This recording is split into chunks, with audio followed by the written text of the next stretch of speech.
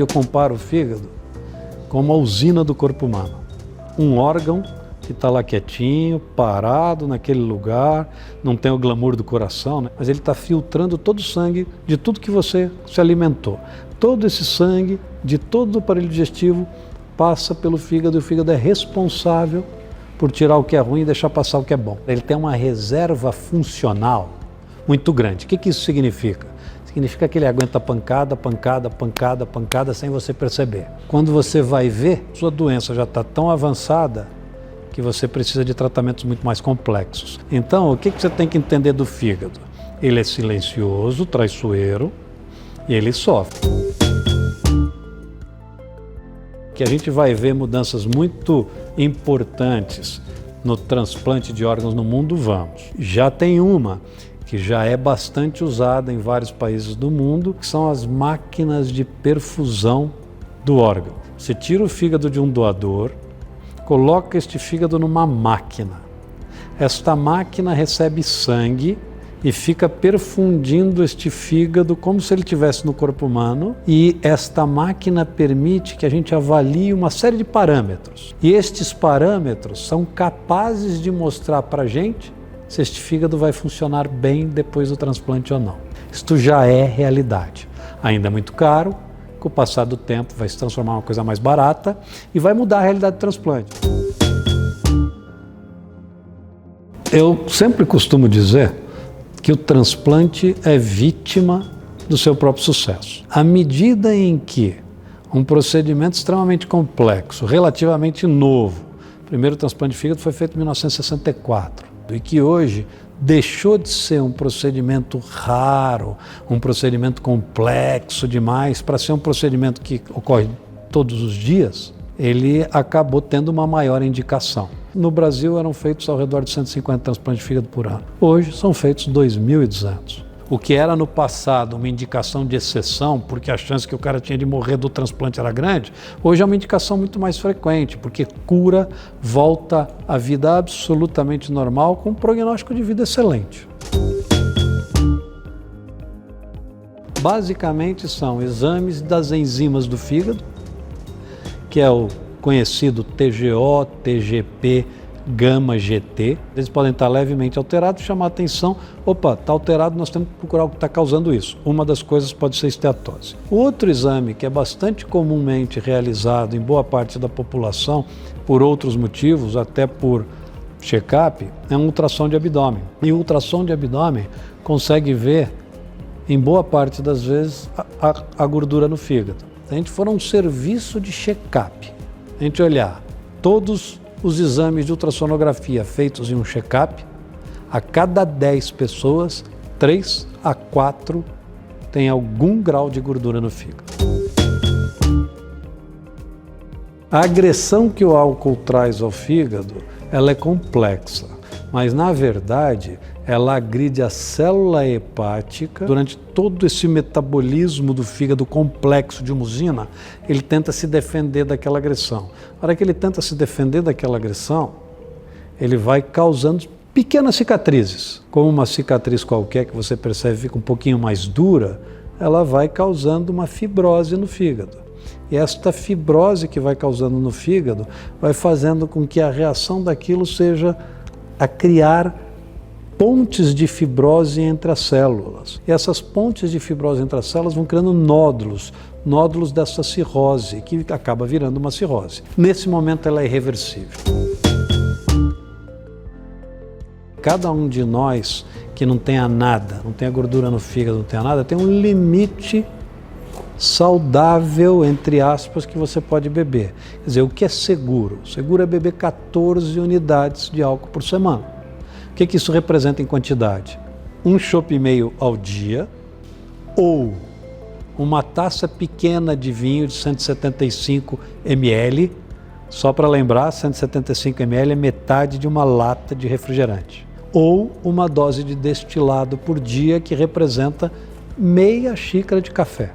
Todo mundo que está ultrapassando essa dose está submetendo a um risco de vir a ter uma doença que não teria se não fizesse isso. Tem alguns grupos, especificamente um dos Estados Unidos, que vem desenvolvendo órgãos para serem transplantados do porco no ser humano, xenotransplante. Qual era o problema do xenotransplante? Um era rejeição muito forte e o outro a possibilidade de transmissão de doenças, aqueles vírus que não são patogênicos para o animal, mas que podem dizimar uma população de humanos. Hoje existem equipes desenvolvendo estes animais modificados geneticamente, que produzem as coisas que o ser humano produz e que têm a capacidade, através de uma série de técnicas genéticas, de não levar à possibilidade de transmissão desses determinados vírus. Se o transplante de fígado vai acabar um dia, acredito que não. Porque ele vai ter uma enorme mudança em indicações e, na minha opinião, nós ainda vamos ter o prazer de assistir a possibilidade de um transplante realizado com órgão desenvolvido em laboratório, impressos em 3D, desenvolvidos a partir de outros fígados, onde você tira todas as células e coloca novas células daquele próprio indivíduo. Tudo isso está aí no pipeline ou no desenvolvimento de laboratórios. Depois de diagnosticada a gordura no fígado, você, obviamente, pode aprimorar este diagnóstico para saber quanto tem exatamente de gordura. Para isso tem outros exames. Tem a tomografia de abdômen, tem a ressonância de abdômen, hoje num modelo muito fidedigno para saber quanto tem de gordura, que é a ressonância multiparamétrica do fígado para esteatose. Um outro exame é a elastografia do fígado. Ele consegue te dar o grau de esteatose ou o grau de fibrose. Então são vários os outros métodos que aí você começa realmente a selecionar mediante caso a caso para dizer, olha, tua esteatose é de tanto. Se a gente for falar da esteatose relacionada ao álcool, fica muito mais fácil tratar. Por quê? Para o álcool e ponto final, não é que vá resolver, mas se aquilo é que está desenvolvendo a esteatose, a tendência de resolver é maior. O problema é das esteatoses não alcoólicas, das doenças gordurosas do fígado não alcoólicas. Então o tratamento é comportamental. O que é? Passar a fazer exercício físico. A gente indica pelo menos 30 minutos de exercício físico 5 vezes por semana. Obviamente, o aspecto nutricional é super importante, controle da glicemia, o controle do colesterol e, sem dúvida nenhuma, destaque número 1 nesta questão toda, o peso. Uma das causas principais de indicação de transplante no mundo tem sido a cirrose criptogênica, que no passado era uma cirrose com uma indicação muito menor, que a gente falava que era uma cirrose porque a gente não sabe por que ela existe. E hoje a gente sabe que ela existe por conta da evolução da esteatose.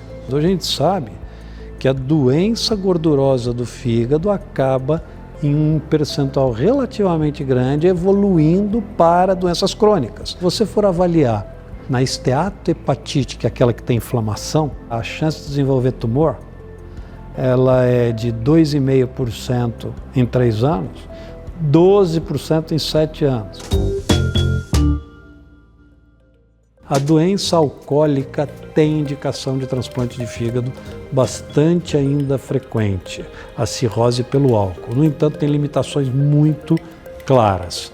Se esta pessoa continua bebendo, ele não é um candidato em potencial. Isso é fácil entender, porque nós vamos usar um recurso extremamente escasso, que é um órgão de um doador, em alguém que está em fila. Se essa pessoa não se conscientizou nos 6 meses, 1 ano, do mal que ela mesma causou para si própria, ela, teoricamente, vai estar sendo um candidato ruim para um uso inadequado daquele recurso escasso.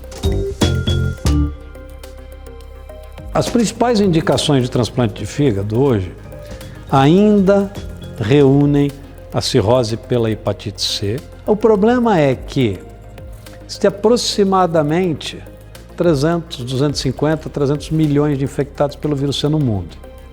Então, muita gente que desenvolveu doença hepática crônica. Esse não tem mais cura, tem cura do vírus, A resposta da cura do vírus é pior em quem tem cirrose do que em quem não tem, mas ela tem cura do vírus, mas não tem cura da cirrose. Então ela ainda vai ter por muito tempo repercussões das doenças crônicas do fígado causadas pela hepatite C. No entanto, a hepatite C deve diminuir a indicação de transplante. Há 25 anos atrás, tinha aí ao redor de 3 a 4 doadores de órgãos por cada 1 milhão de população.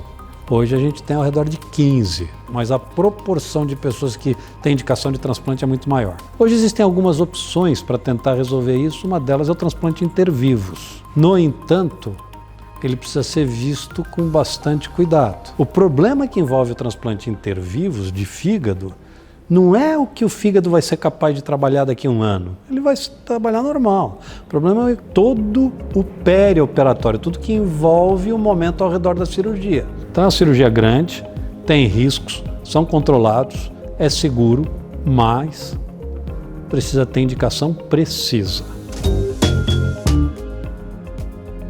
O carcinoma hepatocelular, tumor maligno do fígado, é tratável de forma curativa através da ressecção. Como a ressecção não pode ser feita no fígado cirrótico na maioria das vezes, ele deve ser tratado pelo transplante de fígado, que dá a chance de 98%, 92%, 95% de cura a longo prazo.